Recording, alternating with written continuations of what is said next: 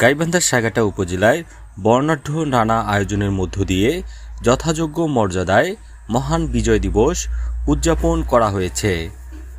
দিবসটি উপলক্ষে সূর্যোদয়ের সাথে সাথে ৩১ বার তোপধ্বনির মাধ্যমে কর্মসূচির সূচনা করা হয়। এরপর উপজেলা কেন্দ্রীয় শহীদ মিনারে পুষ্পস্তবক অর্পণ করে জাতির শ্রেষ্ঠ সন্তান বীর শহীদদের প্রতি গভীর শ্রদ্ধা নিবেদন করা হয়।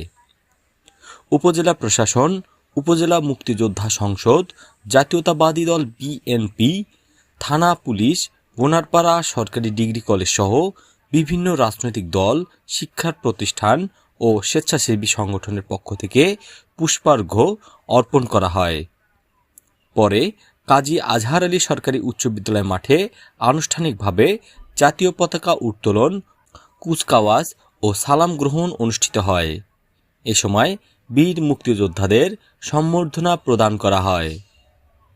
দিবসটির শেষ পর্বে উপজেলা পরিষদ মিলনায়তনে উপজেলা নির্বাহী কর্মকর্তা আশরাফুল কবিরের সভাপতিত্বে এক সম্বর্ধনা ও আলোচনা সভা অনুষ্ঠিত হয়।